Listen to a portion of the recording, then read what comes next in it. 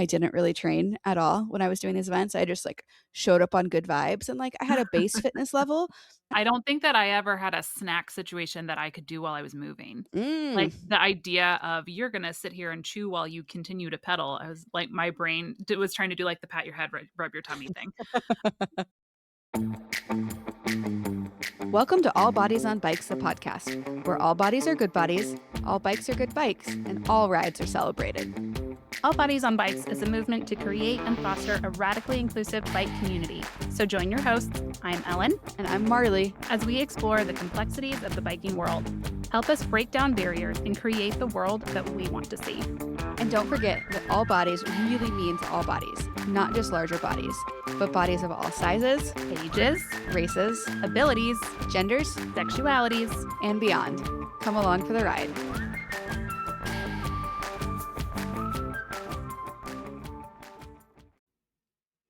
Good morning, Marley. How are you? Good morning, Ellen. I'm good. It's early. How are you?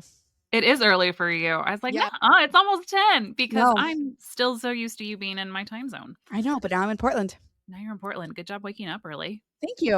I can see the Is it sunshine behind you. It is still not Yeah. quite light outside here.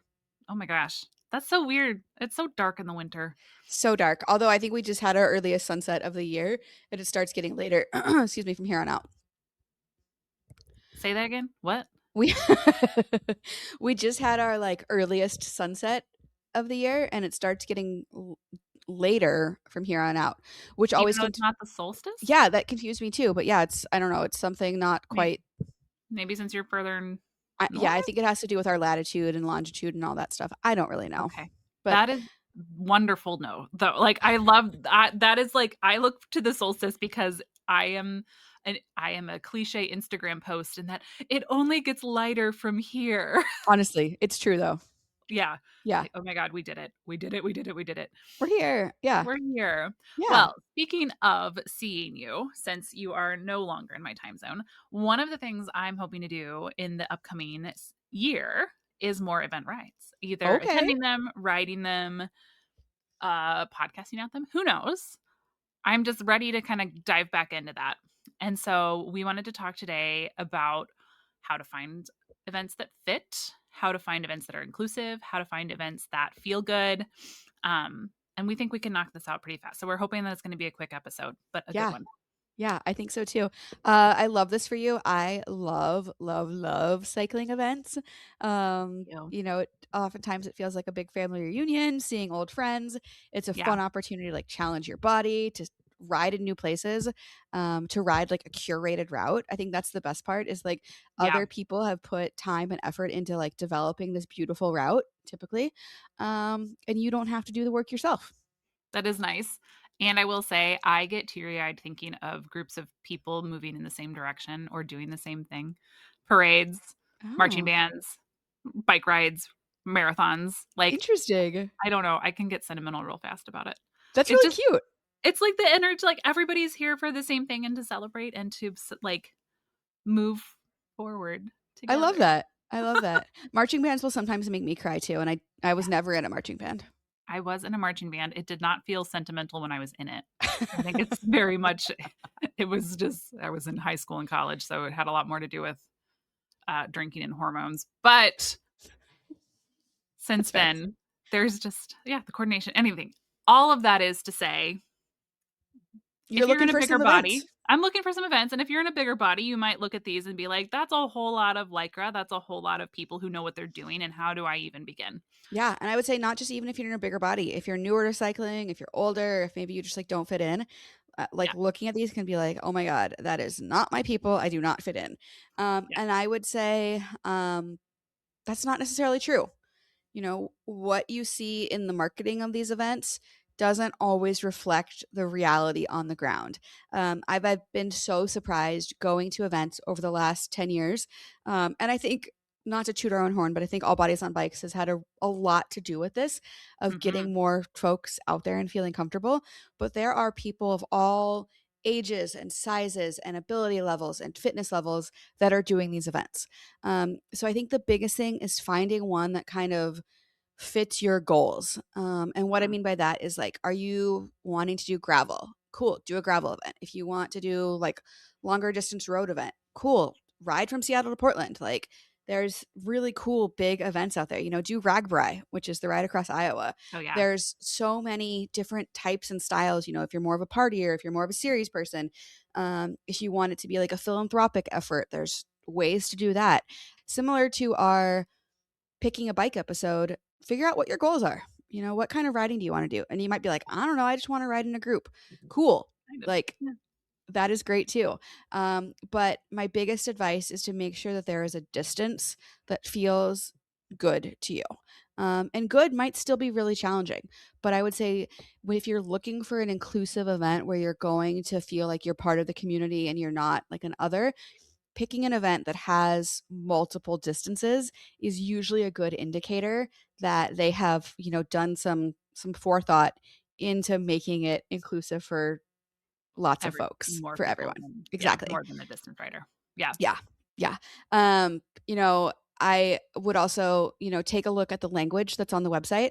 I think events that are inclusive are going to have a non-binary category. They're going to have a male and female and a non-binary or a gender expansive category. That's a good indicator that the organizing team has put some effort into things.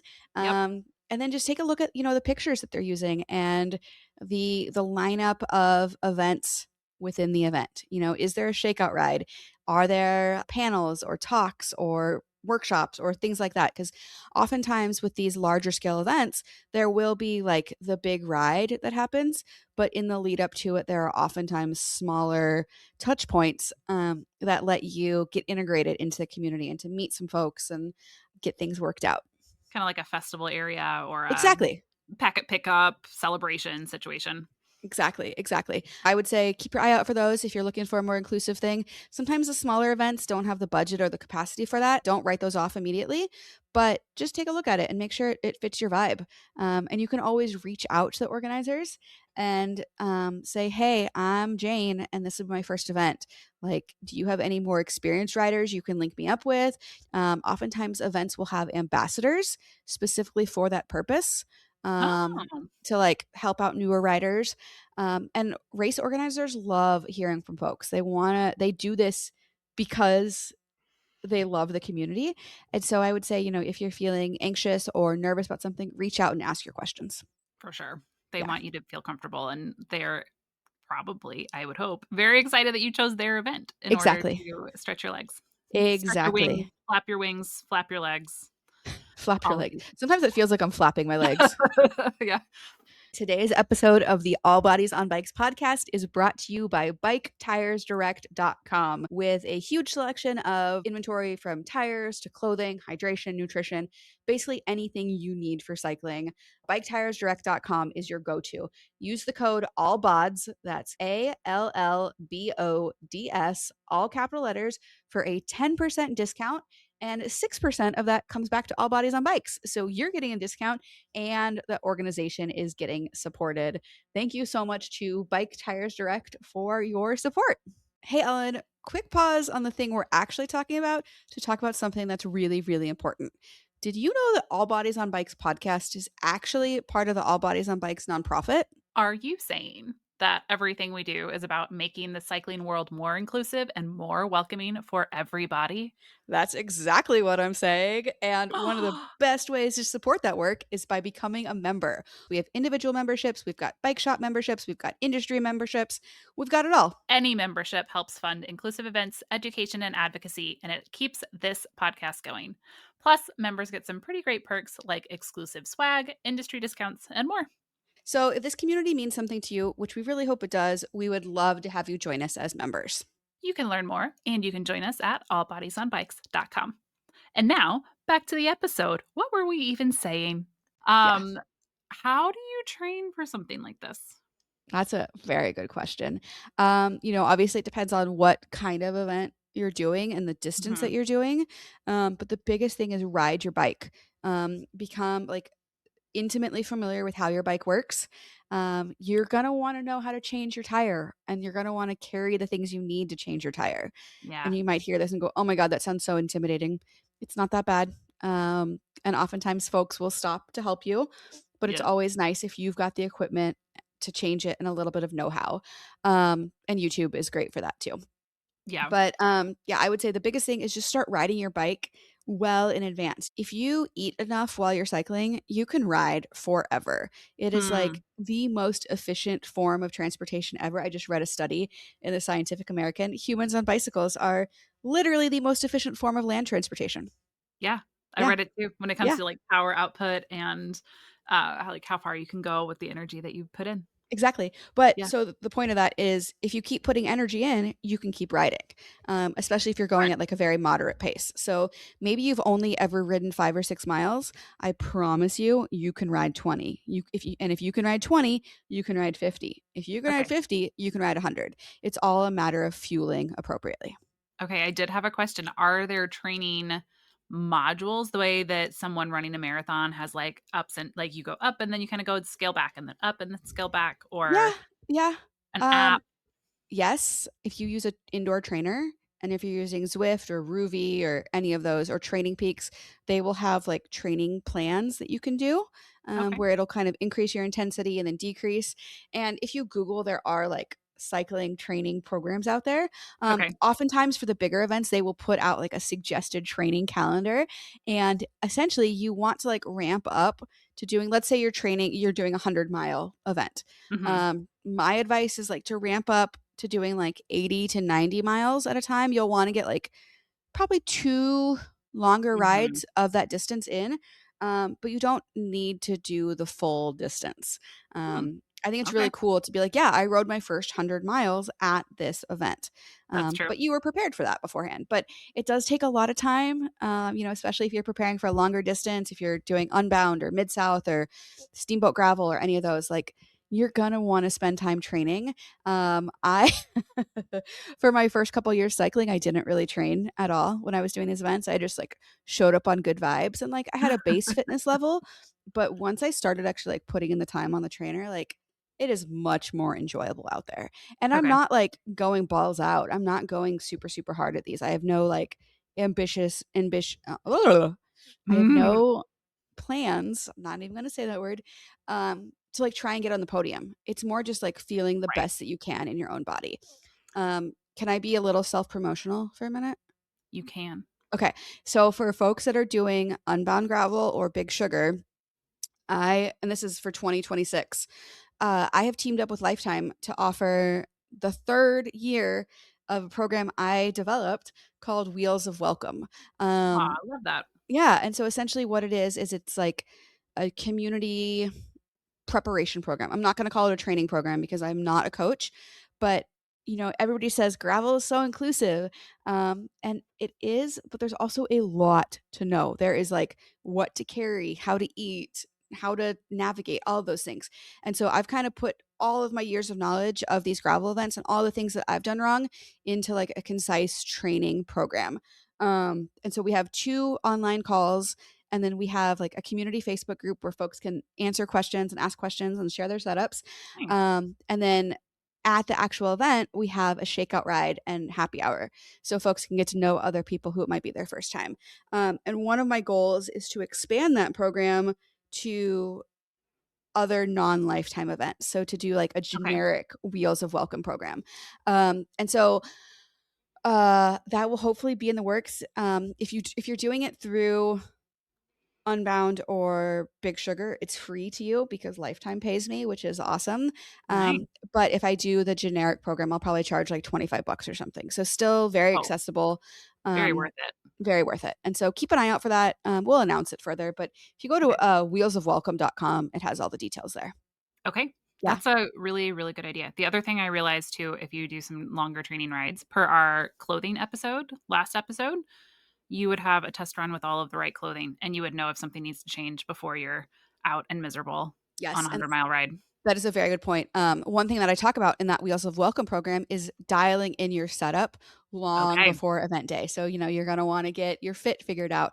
You're going to want to figure out what you like to eat on the bike, how you like to drink, Yeah. being able to access your food and water while you're on the bike is huge because you don't want to pull over every time you need a snack. Like that would be every 5 minutes. And so figuring out how to eat and drink on your bike, whether you want to wear, excuse me, a hydration pack. Um, there's Yeah. a lot of things to get dialed in before an event. Yeah, even when you said eating on the bike, I was like, I don't know How to do that that? I don't think that I ever had a snack situation that I could do while I was moving. Mm. Like, the idea of you're gonna sit here and chew while you continue to pedal, I was like, my brain was trying to do, like, the pat your head, rub your tummy thing.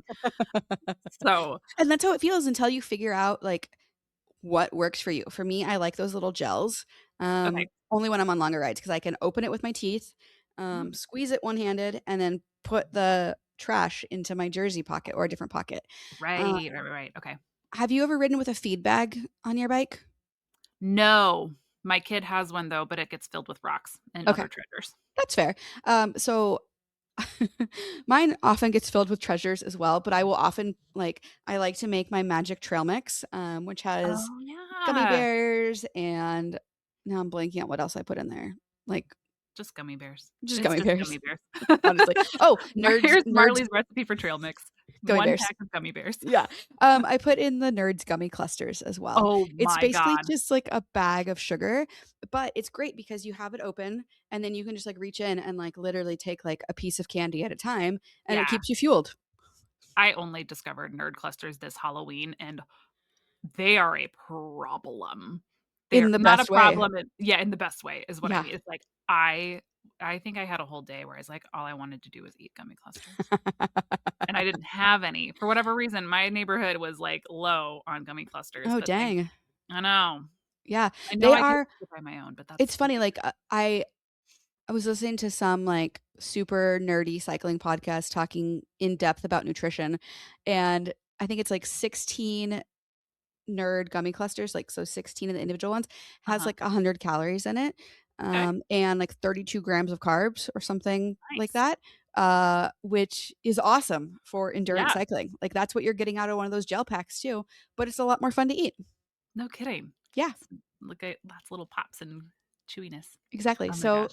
yeah, Okay, so figure our out your next setup, episode will be about nerd clusters. figure out how to eat and drink on the bike, and just ride your bike a lot before the event.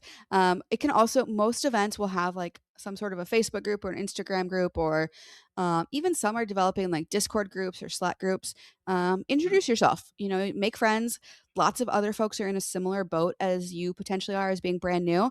And many people are going to make friends and to build community. And so just put yourself out there, come as a friendly face, introduce yourself when you're in the starting chute, say hi to the people around you because you're likely going to see the same people all day when you're riding.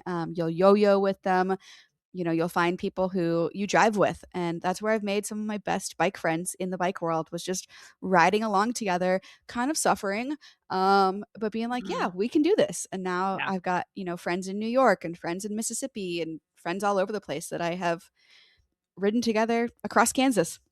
that's amazing. Yeah, Well, thank you for the encouragement. I you're hope to see welcome. lots of people out on bike rides this Me year. too. Yeah. Um, to wrap up, are there any favorites that you have? Are Oh there any gosh. rides that you would point to and say, "This was such a good inclusive example"? Yeah. Mid-South gravel for sure, which I Always. think registration is still open for. Like, it often sells out, but it is in Stillwater, Oklahoma in the middle of March. All Bodies on Bikes will have a huge presence there. We bring our gravel team there. So there's a bunch of folks there who it's their first time or close to first time doing a big event. There's also just a ton of like community members who come out. And that one's cool because they've got a 12 mile, a 50 mile, and a 100 mile. Nice. And you've heard like our DFL episodes before. They leave the finish line open until the last person comes across. Oh, which is Yes. something else to look at when you're trying to find an inclusive event. Look at the cutoff times. Most Mm. races have cutoff times, which is like city mandated for their permits, but look Oh. to see, do they clearly articulate the finish cutoffs? Like, are they intentional about like leaving the finish line open? And that's a question you can ask the race organizers. Like, hey, I'm nervous that when I get finished, there will be no food left. What do you guys do Mm, for the slow people? And just love ask it. those questions because you want food when you finish. Yeah, and I think it also helps take the pressure off of that ride. It means that you can take a minute, you can breathe, you can take exactly how long you need. Exactly. Yeah. Yeah, Or if it's a really tight cutoff, you might need to go faster, and maybe that's not the sure. ride for you. Yeah. Yeah. Yeah. Okay. All Bodies on Bikes will have like a full event schedule this summer. We will, like I said, we'll definitely be at Mid-South. I personally will be at Unbound Gravel. I'm going to do the 100 mile again. Congrats. But we'll be at Exciting. a bunch more events with that schedule coming. So anything Okay. that we're at, you can almost guarantee is going to be inclusive. Mhm. So Fantastic. Well, we yeah, will post that when we have it, and we'll post links in the show notes, not the comments, as I was corrected last episode. sorry. And that has been wonderful. So I will get my bike out. I did just get my road bike tuned up. So when it comes Congratulations. to thank you. So it's ready to ride. I just need to get the confidence now. I just need to go do it. Yeah, you I just just need need to to go do say it. it's going to Yeah, be okay that I'm breathing hard and that I don't have an electric assist. Everything's going exactly. to be fine. Yeah, I need to ride my non-electric assist bike more. I've been riding my e-bikes a lot, which is really fun. But I love them. I got big goals for next year, so I got to ride my regular bike too. Ooh, okay. I Yeah, love to hear it. thanks. Closing out, can I promote my book again? You absolutely can. Okay, this is going to happen forever. Forever. You all should buy my book. It is a children's book called The Ragtag Best Friends Bicycle Club. It's available for pre-sale now. It'll come out in April, but it's great for it's intended for kids like I don't know, maybe 6 to 10 years old. But it's great for toddlers. It's great for adults. Also, we've got really cute shirts and merch It's and so cute. buttons. I love a Um, good ring tee. Yes, and it's just like a fun story about inclusion and making your own fun. And hopefully you'll see some nods to All Bodies on Bikes in there. We've got Tito who rides a 3-wheeled scooter. We've got some cargo bikes. We've got some road bikes. Nice. Yeah, it was really fun to write. But we'll Okay. put a link to where you can buy it. I would say it's a great holiday present, but it won't be out till April. So You don't have a physical copy until April, but the shirt I already the have. shirts, yeah, the Like shirts are things, the available merch now. mails out now. Exactly, exactly. Great. So Congratulations on writing that. I don't know thank if I you. actually said that to you yet. Thank you. It's a big deal. It is a big deal and it's really fun. It's weird being a published author. Yeah, I Yeah, can see that. yeah, it's just a lot more promotion than I was ready for. Okay. Yeah. Well, here, you've done it twice now, and I think you're improving every time. Thank you. So there you go. We'll do Cool. it. Yeah. Well, folks, let us know what you think in the comments. Become a member of All Bodies on Bikes. We talked about that in the ad. Yep. That hopefully we played. I don't know. We're good at podcasts. We can figure out how. Yeah.